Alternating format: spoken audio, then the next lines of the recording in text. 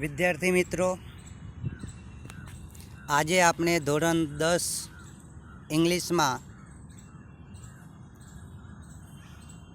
Section ઈમાં question number 56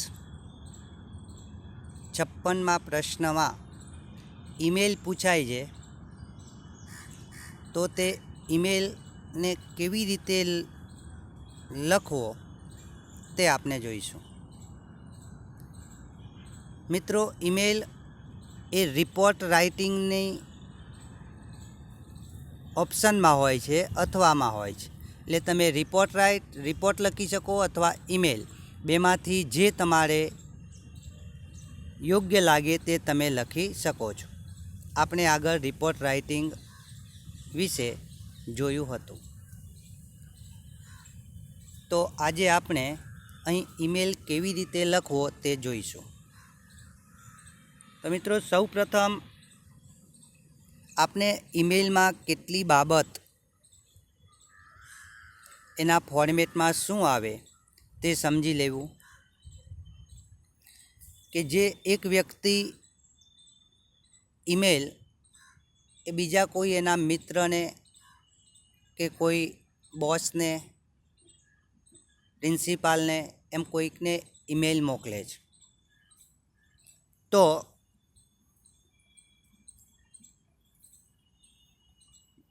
એ ફોર્મેટમાં email લખનાર કોણ છે, મોકલનાર કોણ છે, અને એ કયા સબ્જેક્ટ પર લખવામાં આવ્યો છે,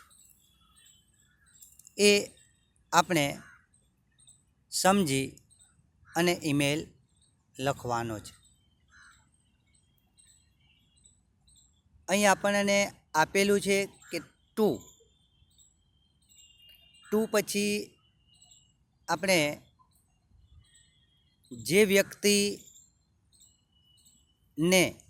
આપણે ઈમેલ મોકલીએ છીએ, રિસીવર, એનો જીમેલ નંબર આપણે લખવાનો, એનો જીમેલ લખવાનો હોય છે. જે મિત્રો પરીક્ષામાં મોટાભાગે સૂચનાની અંદર આપવામાં જ આવેલો હોય છે. એટલે એ જે સૂચનામાં આપ્યો હોય એ જ ઈમેલ આપણે ટુમાં લખવાનો છે, કે જે આપણો ઈમેલ એ રિસીવ કરશે. ફ્રોમ આપ્યું છે, ત્યાં જે વ્યક્તિ ઈમેલ લખે છે, એટલે સેન્ડર, મોકલનાર, એ મોકલનારનો એ ઈમેલ આપણે લખવાનો છે. ત્યાર પછી ડેટ આપી છે. ડેટ, તો મિત્રો, ડેટ આપણે સામાન્ય રીતે જે લખતા હોઈએ છીએ,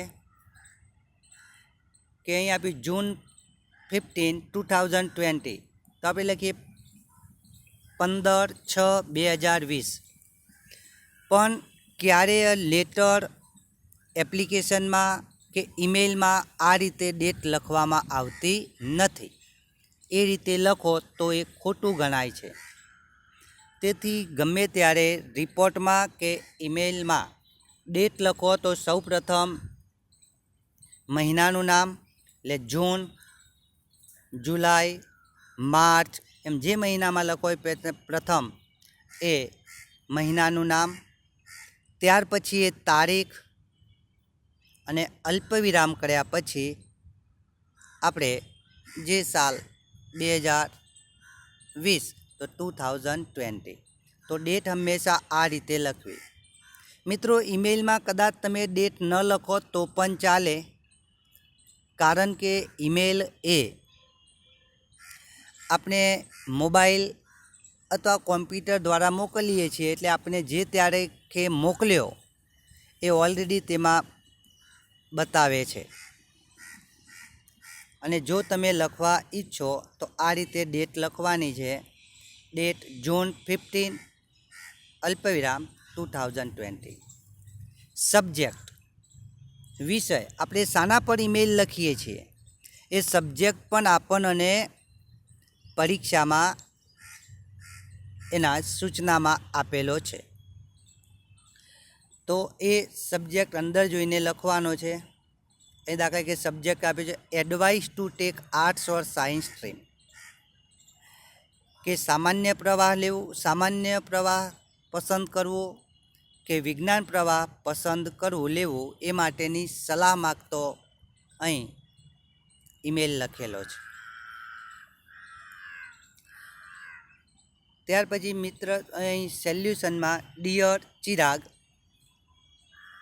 પછી જે આપણે માહિતી આપવી હોય એ ટૂંકમાં એ લખવાની હોય છે 3 થી 4 લીટીમાં, અને છેલ્લે થેન્ક્સ એન્ડ રિગાર્ડ્સ, પછી જે વ્યક્તિ ઈમેલ મોકલે છે એનું નામ. તો આપણે જોઈએ ઈમેલ.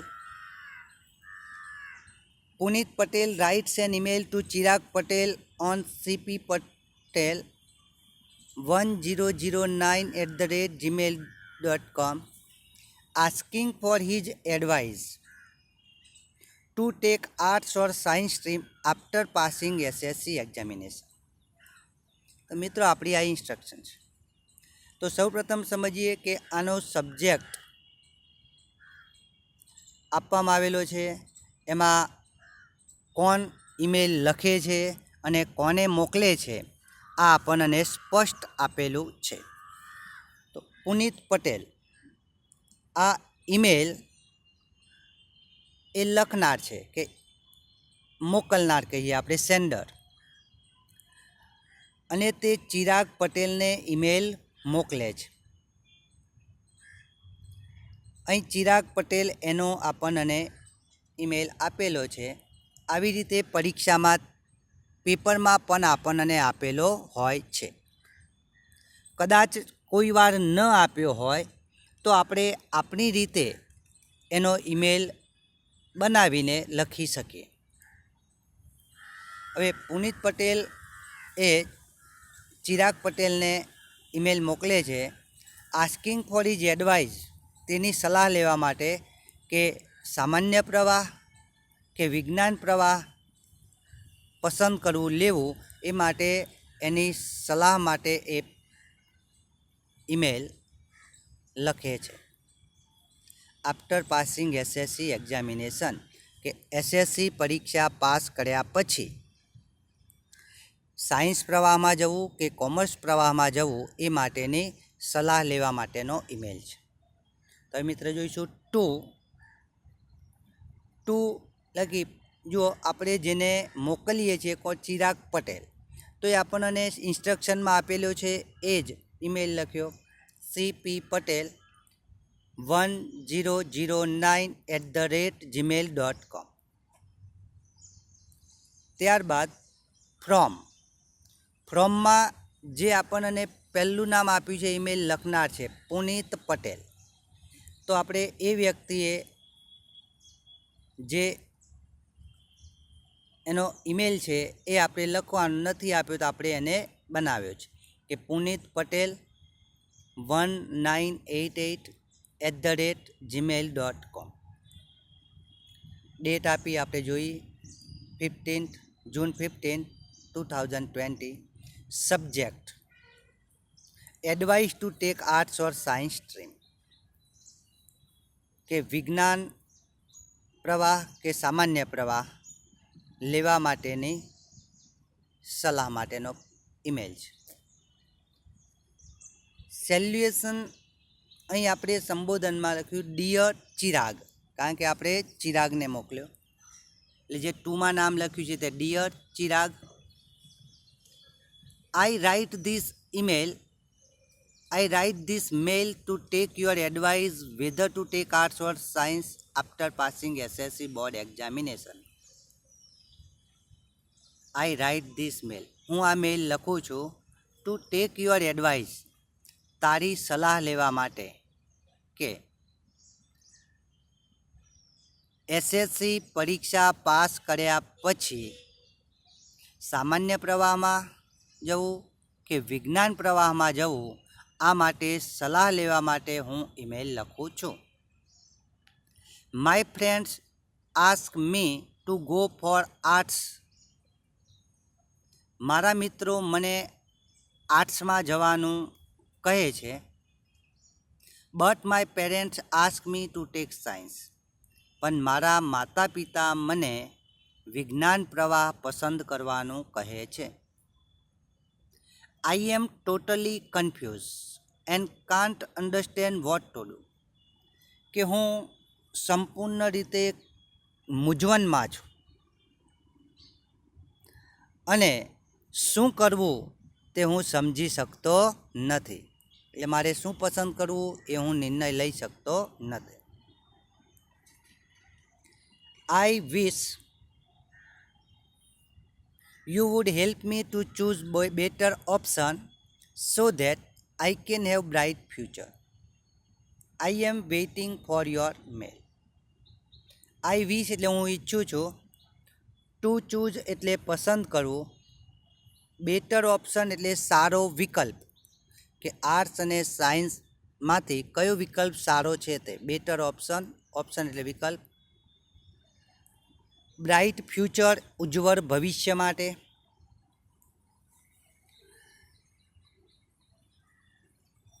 આઈ વિશ હું ઈચ્છું છું, you would help me to choose better option, કે તું સારો વિકલ્પ પસંદ કરવામાં તું મને મદદ કરે એવું હું ઈચ્છું છું, કે જેથી, સો ધેટ એટલે કે જેથી, I can have bright future, જેથી હું મારું ભવિષ્ય ઉજ્જવળ બનાવી શકું.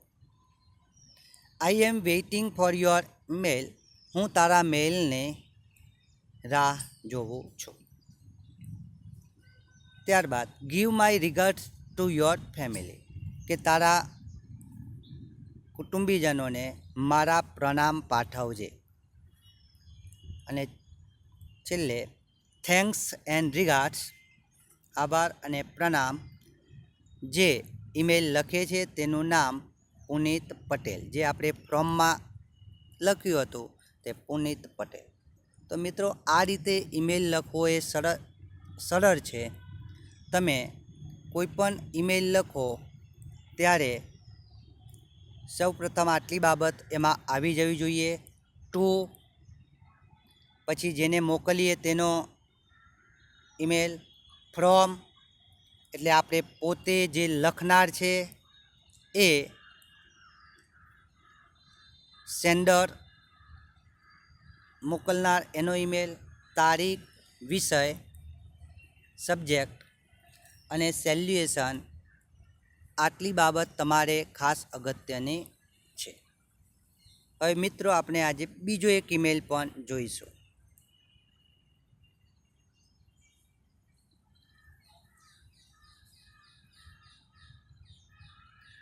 બેલા નયન સુથાર wants her friend Hina Ankur Patel attends her birthday party to be arranged at China Garden Hall on next Sunday. Draft suitable mail on behalf of Bella. બેલા નયન સુથાર એ તેના મિત્ર હિના અંકુર પટેલને તેની બર્થડે પાર્ટી કે જે ગોઠવવામાં આવી છે ચાઇના ગાર્ડન હોલમાં નેક્સ્ટ સન્ડે, કે આવતા રવિવારે એની પાર્ટી ગોઠવવામાં આવી છે. તો તે તેમાં હાજર રહે માટે આમંત્રણ આપે છે.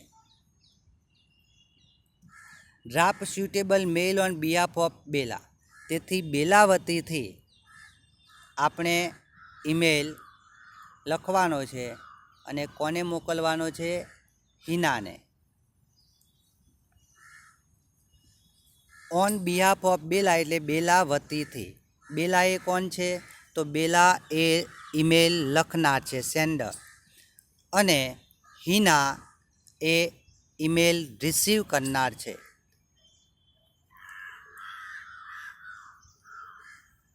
From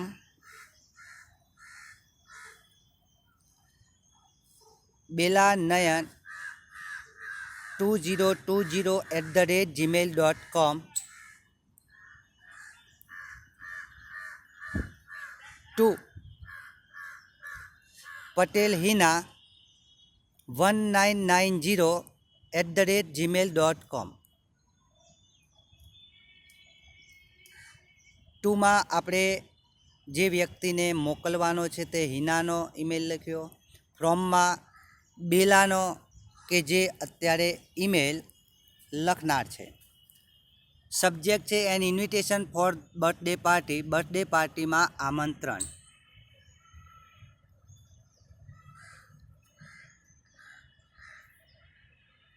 dear Hina, I write this mail to invite you in my birthday party to be held at Srinath Hall on next Sunday. કે આવતા રવિવારે શ્રીનાથ હોલમાં બર્થડે પાર્ટી યોજવામાં આવનાર છે, તો એમાં આમંત્રણ આપવા માટે હું તને આ ઈમેલ લખું છું. ફરીથી કે હું તને આ ઈમેલ આવતા રવિવારે શ્રીનાથ હોલમાં બર્થડે પાર્ટીનું આયોજન કરવામાં આવ્યું છે, તો તેમાં આમંત્રણ આપવા માટે તને ઈમેલ લખું છું. All my friends and relatives will come in that party. મારા બધા મિત્રો અને સગા સંબંધીઓ આ પાર્ટીમાં આવશે. You must attend that party. તારે આ પાર્ટીમાં હાજરી આપવાની જ છે. And no excuse will be accepted. અને કોઈ પણ બહાનું એ સ્વીકારવામાં આવશે નહીં. એક્સક્યુઝ એટલે બહાનું, એક્સેપ્ટેડ એટલે સ્વીકાર્યું, કે કોઈ પણ બહાનું બતાવીશ તો ચાલશે નહીં. Please try to come. મહેરબાની કરી આવવા પ્રયત્ન કરજે. Please spare some time for me and be on time. મહેરબાની કરી મારા માટે થોડો સમય એ કાઢજે અને સમયસર ત્યાં આવજે. I shall wait for you. હું તારી રાહ જોઈશ. Ask your brother Nayan to come with you. તારા ભાઈ નયનને પણ તારી સાથે આવવાનું કહેજે. Thanks and regards, Bela, Nayan, Suthar.